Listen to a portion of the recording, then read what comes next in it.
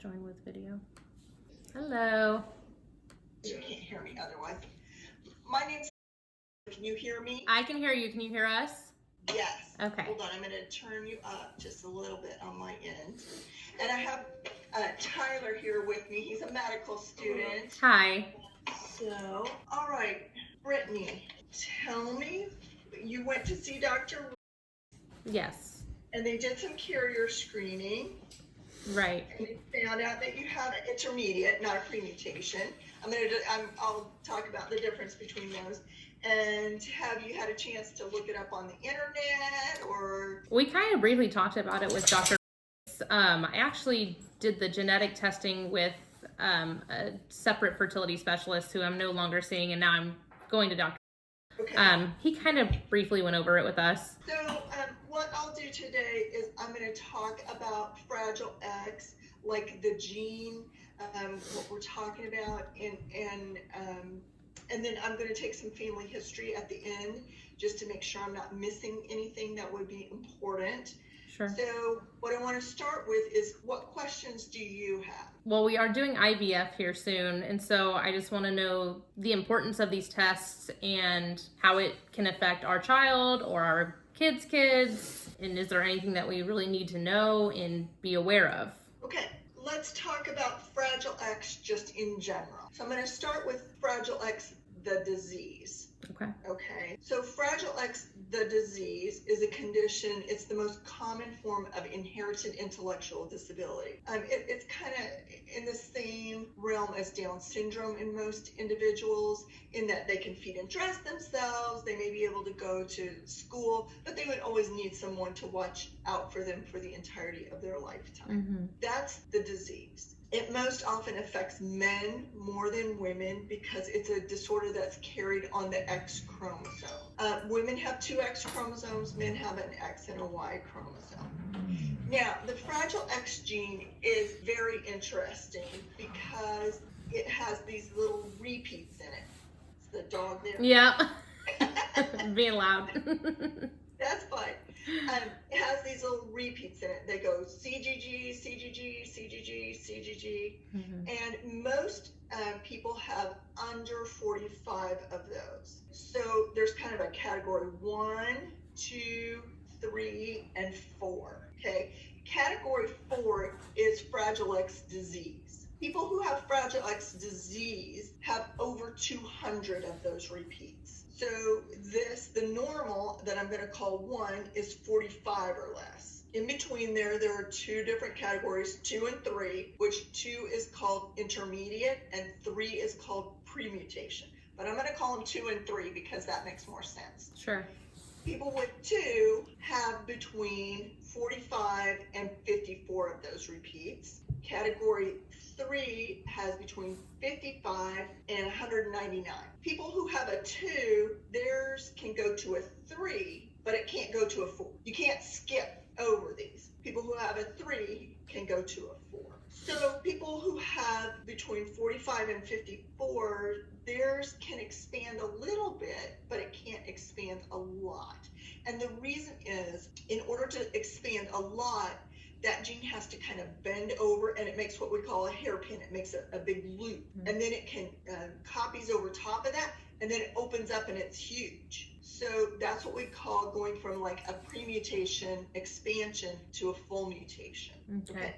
So you have the number 2. You cannot have a child with Fragile X syndrome, or at least people have never been known. You have a repeat that's 54 to have that full expansion. But you could have a child who has the premutation, and your children could be at risk to have that full expansion. Like our children's children, right? Right. That's what you're saying. Your grandchildren. Makes sense.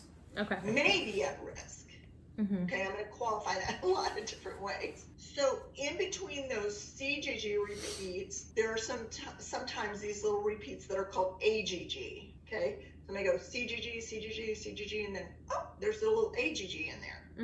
Those AGGs make that gene stiffer and it can't make that bend. The laboratories who do this testing don't do the AGG repeats on people who have the the intermediate allele. Okay. So we could have So AGG in the middle of some of those you could have repeats? 100 of them, I don't know. If you had 2 or 3 in that gene, it's unlikely to ever expand. But I don't know, and they won't tell me.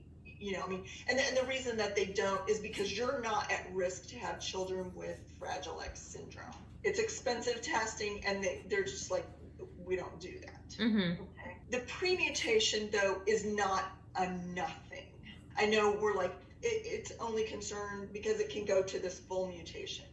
But there were studies on families who had Fragile X, and they were like, why do all these grandfathers have Parkinson's disease? And there is a condition that's called FRAX-TAS. It stands for Fragile X Associated Tremor Ataxia Syndrome. And it happens in men who have the premutation, okay? The number 3 of those alleles. It usually happens as they get into their 60s and 70s. And it looks like Parkinson's, but it's not Parkinson's. It is actually this FRAX-TAS. Women who have the premutation can sometimes have what we call premature ovarian failure. So they have premature menopause. So those are really the 2 concerns for people with the premutation. And you are at risk to potentially have a child with the premutation. The question as to, whether or not you want to do, you're already doing IVF, do you want to do pre-implantation genetic diagnosis for Fragile X? That's up to you. I want you to understand that you're not at risk for having a child with Fragile X, but you may be at risk for having a child with the premutation. So what's this test you're talking about? The pre-implantation genetic diagnosis? Yeah. So when they do IVF, they let the embryo grow up to a number of cells, and they take off about 5 to 10 cells, and they send them off for testing. And then they tell us whether or not me, they would tell Dr. whether or not the embryo is a boy or a girl, and whether or not carries or is affected by this premutation. So yeah, that's a no-brainer in my opinion. Is that? It's expensive. That's okay. Because you want a boy. Yeah, but we're already paying a lot of money. I mean, that doesn't make any sense not to do it. Is it dangerous though? I mean, is there a chance of that affecting the embryo to where we could potentially lose an embryo? So the biopsy of the embryo is not particularly dangerous for the embryo. Okay. What it does is it reduces the number of embryos that are available for transplant. Okay. If you're taking those out of that pool. That makes sense. So I always tell people, and Dr. could probably describe this better. Like, let's say we retrieve 10 eggs from you. Okay. A couple of those are just not going to look very good, and they're going to get discarded. Okay, now we got 8, and we fertilize those, and a couple of those are not going to fertilize, or they're not going to work. Now we're down to 6. And let's say now half of those have the Fragile X premutation. Now we're going to discard 3 more of those. Right. And now we're down to 3, and that's if we got 10 to start with. Right. Exactly. And that's a pretty good. I mean, you're young. I'm not discounting that we would probably get that many, but that's what I'm talking about. Sure. Your question is is there any danger to this? The danger is not having a lot of embryos left at the end. That it's going to reduce that number. And sometimes people are left with the choice, and you want to talk about this before you do that. Implanting an embryo that has a premutation. Would you do that if you were left with 1 embryo and that's all you had? Right. Okay. Those are things that you want to talk about before you get there, not after. Right. Okay. Okay, so do you just send us information on the pricing? No, that's with Dr. Okay. He will do all of that testing. That makes sense. I mean, I test them either way. Yeah. Because you want to know the sex of the baby before. Well, right? my thought process is if we can give our grandchildren's children a chance to not have Fragile X, I want to give that the best possibility. Because either way, like even if we were to implant, if I'm understanding right, let's say 2 of them are good, 2 of them have the premutation, and we were to implant, our child has a very low risk, or if none at all, to have Fragile X, but our grandchildren have a way higher risk to having a child with Fragile X. Correct. And again, I want you to understand from my perspective, because I don't know what those AGG repeats are, your risk to yourself and your children could be almost essentially 0, but I don't know that. And the fact that, so like my mother was adopted, and so I don't know. And I know nothing about my father's side at all. Yeah. So he was partially adopted. So, I mean, I think that would be almost a no-brainer. Yeah, we'll probably just pay for the test anyway. I mean, the amount of money we're doing anyways, it does. I was going to say at a certain point it becomes kind of irrelevant. Yeah. Because I'm not going to spend all this time, effort, money, and then not look into that, you know? Right. And again, you already have this information. All right, well, I'm going to just take some family history information. Okay. Do you have brothers and sisters? I do. I have a half brother. Okay, and about how old is he? 32. And does he have children? Yes. How many? 3. Boys or girls? 2 boys, 1 in heaven, and 1 girl. The child that died, what was the cause? They say that his liver was enlarged. And so he was very jaundiced when he was born.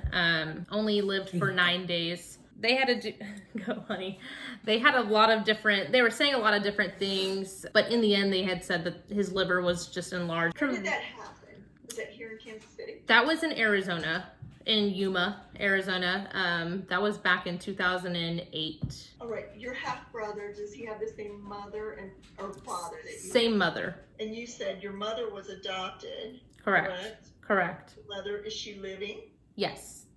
About how old is she? 54. Any health issues for her? I know she has asthma, chronic migraines. And then I do know that her biological mother's side has a history of strokes. Like early?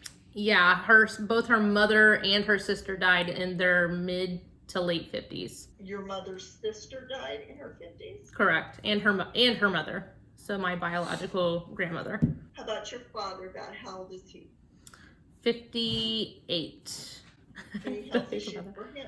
Not that I know of. And is your partner's name Jordan? Yes. Okay. Do you have brothers and sisters? Yeah, 1 brother, 1 sister. They're half. Okay. And who's the oldest? Me. And who comes next? My brother. And about how old is he? 26. And how old are you, Jordan? 28. 29 in August. Your brother, does he have children? Yeah, 1. How many? 1 boy. Any health issues? No. And your sister, about how old is she? 21 or 22, somewhere in there. 22. Okay. And does she have children? Yes. 3? 2. 2? 2. Boys or girls? 1 boy, 1 girl. Any health issues there? Not that I'm aware of, no. And they're related to you on your mom's side? Yeah, so both of them are, like I said, they're all the same dad. They both have the same mom and dad, and he's the father that adopted me. So they're all half brother and sister on my mom's side, yes. And your mom, she's living? Yeah. About how old is she? What, 49, 50? 40, yeah. Somewhere in there, 49 or 50. I'm not good at all this. I'm not calling them to confirm. Yeah. I'm going to tell. I know it's October 29th of some year. That's the only thing that matters, that you remember her birthday. Yeah, I got that down. Mm-hmm. All right. Any health issues for your mom? Not that I'm aware of. No. All right. And do you have any information about your biological father? Any health issues? No, I know nothing about him. I want you to both think of your extended family, aunts, uncles, cousins, anyone that's related to either of you by blood as far as you're aware. Anybody who ever wanted to have children and could not for some reason. Like a second cousin of mine had issues with fertility where they had to do the same thing we're doing. But honestly, I think that's the only person I know in my extended family that has ever had to do any sort of infertility things. Any children with any birth defects, cleft lip or palate, open spine, extra fingers or toes, intellectual disability, heart defects? We do, but they're not blood. It wouldn't affect our children or our children's Exactly. children. So Okay, anybody who is blind or deaf at an early age? My mother's father, so my biological grandfather, he became blind, I believe, in his mid to late 50s. Not fully blind until he was in his, I think, 70s. He has since passed. My mother, I believe, has early stages of glaucoma. So that's about all I know from her father's side. Anything that you're worried about in your family history? Just the strokes and I'll feed her avocados. We'll be all right. the strokes and the eyesight kind of, I mean, it worries me. The strokes, there are lots of genetic disorders that can result in increased risk for strokes. And, your mom hasn't had any issues yet. But I think it is something that if you're concerned about, you may want to ask for a consultation with neurology. Okay. Before the United States, where do your families come from as far as you know? The UK. Okay.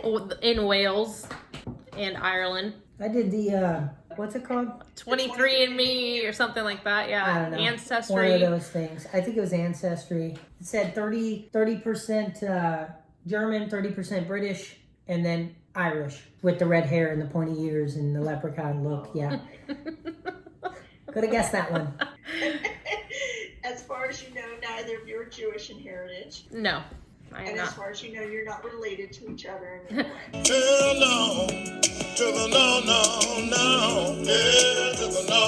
Absolutely not. That would be awkward. That would be awkward. All right. I don't see anything else that I would recommend additional testing for besides, like I say, the strokes and things, But we need to talk to Dr. about, is that the PGT test? Is what we're... So PGT stands for pre-implantation genetic testing. Okay. And then there's a dash, and there's an A or an N. Okay. A stands for aneuploidy. So that's testing for like Down syndrome, that sort of stuff. I recommend that for everybody because those are random disorders. Sure. Okay. And PGT-M, the M stands for Mendelian, and those are inherited disorders for like this Fragile X. Okay. So can you do both? Yeah. And it's usually the same company. They usually send their stuff to Natera Right. to do that. Right. Okay. Okay. All right. Okay. Last chance for questions from me. I think you've answered everything. Thank you, guys. Yeah. Thank you. All right. We'll look forward to hearing from you. Okay. Have a great rest of your day. You too. Bye-bye. Thank you. Bye. What does the doctor say about it? Well, I don't go to doctors. So I've been to a doctor in a very long time. Probably like 10 years. But he was a military doctor, so we all know how that rolls.